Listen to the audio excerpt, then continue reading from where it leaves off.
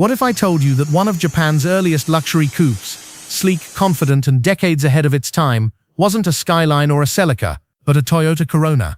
Not the name you expected, right?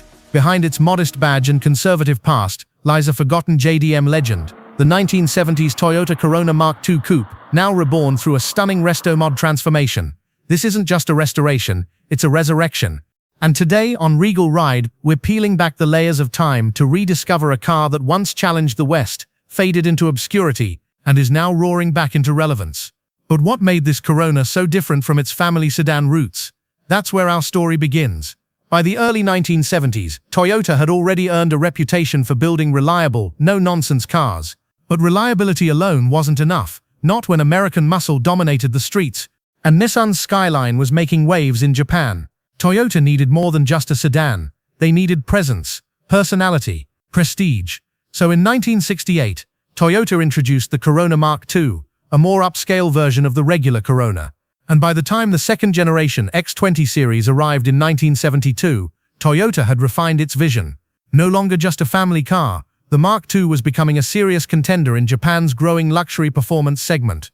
Its long hood, short-deck coupe profile echoed American fastbacks, while its independent front suspension and optional 2.0-liter inline-six M-series engines hinted at something more sophisticated. Inside you got faux wood trim, optional air conditioning, and even power windows, features unheard of in most Japanese cars of the time. But the Mark II wasn't just about looking sharp, it was Toyota's calculated attempt to bridge East and West, offering Japanese precision wrapped in Western styling cues.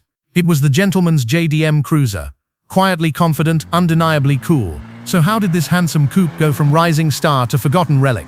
For all its style and innovation, the Toyota Corona Mark II Coupe never became a household name outside Japan. Why? Timing and branding. In the West, Toyota focused its marketing muscle on models like the Corolla and Celica. The Mark II was quietly sold in the US under various names, often just called Corona or Cressida later on, blurring its identity. It lacked the badge prestige of a Skyline, and the raw performance to stand beside muscle cars or early German sports sedans. By the late 1970s, the oil crisis shifted buyer priorities toward fuel efficiency, and Toyota leaned even harder into safe, conservative family transport. The coupe variant was quietly discontinued after 1976, and the Mark II name itself evolved into a more executive-style sedan, eventually merging into the Cressida, which would become a cult classic in its own right. In Japan, it retained modest popularity, but abroad it was overshadowed. Many were driven into the ground or rusted away in anonymity. Few were preserved. Fewer still were celebrated. And with no motorsport legacy or tuner culture built around it, the Mark II Coupe quietly slipped from memory, a beautiful idea left behind by time. But legends have a way of resurfacing, especially when the right hands decide they're worth saving. Restomodding isn't just about slapping a modern engine into an old shell. Done right, it's about honoring the past while refining it for today's roads. And that's exactly what happened with this 1970s Toyota Corona Mark II Coupe. This specific build began with a near-forgotten barn find, complete but weathered. The bones were solid, thanks to Toyota's over-engineering of the era. But decades of neglect had taken their toll. The owner, a lifelong JDM enthusiast from California, saw more than rust and dust. He saw heritage. He saw lines that mirrored Detroit muscle and Japanese elegance. And he had a vision. To preserve the soul of the original coupe, but give it the performance and reliability it never quite had. The car was stripped to bare metal. The factory inline-six was replaced with a rebuilt 1JZ GTE, Toyota's legendary turbocharged engine from the 90s, paired with a 5-speed manual for that analog driving feel. Modern coilovers, disc brakes and reinforced chassis components brought safety and control up to modern standards, while the body retained its factory silhouette. No wide-body kits, no aggressive spoilers, just clean, classic lines. Inside, period-correct aesthetics were carefully restored. Wood-trim dash, retro switchgear, but enhanced with discrete upgrades, modern gauges, hidden sound system, and air conditioning. But what does a 1970s JDM cruiser feel like when it's fused with modern tech and turbocharged fury? Slide into the driver's seat of this resto-modded Corona Mark II Coupe, and you're greeted by a cabin that whispers 1973 but moves like it's 1999. The original wood-trimmed dash is still there. The slim A-pillars offer that wide, airy view classic car fans love, and the steering wheel, period-correct but leather-wrapped, feels perfectly aged. But the moment you turn the key and that 1JZ GTE turbocharged inline-six fires up, it's clear, this isn't a museum piece. Throttle response is sharp, not twitchy. The boost builds smoothly, thanks to a single turbo conversion, delivering a linear surge that's miles ahead of the original 110 horsepower inline-six. Now it's making north of 300 horsepower, but without the drama of a modern ECU-tuned rocket. It's refined, respectful of the chassis, and surprisingly composed for a 50-year-old body shell. The 5-speed manual feels mechanical, deliberate. Each shift connects you to the road. The upgraded suspension and chassis reinforcements keep body roll minimal, but the ride still has that vintage float over rough patches, nostalgic, not sloppy. It feels like a car built by someone who knows what the soul of a classic should feel like, but isn't afraid to give it a heartbeat worth hearing. And the sound, deep, mellow exhaust notes. No pops, no flames. Just honest, boosted inline-six music echoing through the years. But why does this blend of old and new resonate so deeply with today's car lovers? Especially those who remember these cars from their youth. Why a forgotten coupe from the 70s still pulls at the heartstrings of JDM purists and classic car dreamers alike. For many car lovers, especially those over 45, this isn't just steel, rubber and horsepower. It's a time capsule. The Toyota Corona Mark II Coupe, especially in its resto-modded form, hits a nerve that's far deeper than specs or stats. It reminds us of an era when driving meant feeling, not just efficiency and touchscreen menus. Back in the early 70s, a car like this represented aspiration. It wasn't flashy like American muscle or flamboyant like Italian exotics. It was subtle, balanced, something a working man could afford but still feel proud of. It had lines that echoed Mustangs and Camaros, yet it carried that distinct Japanese humility. Confident but not arrogant. For immigrant families in the US, Canada or Australia during the 1970s and 80s, Toyotas were often their first new cars. Dependable, simple and honest. Seeing this Mark II coupe brought back to life with care and creativity stirs a very specific emotion, longing. Longing for simpler days, for open roads, for the smell of real gasoline and the tactile feel of chrome switchgear. And that's the magic of this build. It doesn't just perform, it remembers. It captures the soul of a generation raised on carburetors, cassette tapes and weekend drives with nothing but time and sky ahead. But there's another side to this car's story that adds even more meaning. A hidden layer that most casual fans don't know about. In the world of JDM, names like Skyline, Fairlady Z, and Supra tend to steal the spotlight.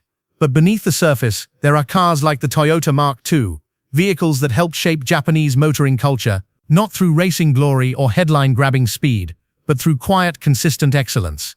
The Mark II wasn't flashy. It didn't star in Touge battles or dominate Group A circuits. But it played a different, equally important role. It brought refinement to the Japanese middle class. In the early 1970s, Japan's economy was booming, and drivers wanted something that felt a little more Western, longer, wider, more powerful. The Mark II Coupe delivered exactly that. It looked like a gentleman's car, and it drove like a mature step forward from the economy-focused compacts of the decade before. And in Japan, owning a Mark II wasn't just about getting from A to B, it meant you had made it. It was a car you parked with pride. For younger enthusiasts, it became the first platform to modify, to lower, to swap engines in, even before Supras or AE86s took center stage. It was the canvas that launched 1,000 garage projects. Even Toyota's engineers treated the Mark II line with subtle respect. While the car evolved over generations into the Cresta and Chaser, its DNA long-wheelbase comfort mixed with rear-wheel drive potential never really changed. It was a sleeper before we used the word. And here's what most people miss. The Mark II family helped lay the groundwork for later Toyota legends like the Sora, Celsior, and even the early Lexus GS. But could the Mark II Coupe have been more than just a stylish cruiser? Did Toyota quietly build a platform that could have gone toe-to-toe with Europe's best? Here's the truth. The Toyota Mark II Coupe had the bones to be something far more formidable than history allowed it to be. Underneath its elegant lines and quiet demeanor was a rear-wheel drive chassis. A solid platform that could take more power, better suspension, and serious tuning without breaking a sweat. The early 1970s X20 series was equipped with a range of engines from economical inline-4s to the well-built M-series inline-6, including the 2.0-liter 4M and later the 2.6L 4ME with electronic fuel injection. These weren't race engines, but they were smooth, durable, and balanced, with plenty of headroom for modification. The Mark II's dimensions and layout made it eerily similar in proportion to European touring cars of the era. Think BMW 5 Series E12, or the early Mercedes W1114 Coupes. With independent front suspension, a robust rear axle, and decent weight distribution, the Mark II could have been a Japanese Grand Tourer had Toyota decided to push it further. But Toyota never intended to chase performance with this car. Their focus was luxury, comfort, and reliability for the upper-middle-class buyer, especially in Japan. Outside of some local tuning shops and street races, the platform was overlooked for sportier pursuits. Meanwhile, Nissan was pushing the Skyline toward motorsport fame, and Mazda was experimenting with rotary engines. Toyota played it safe.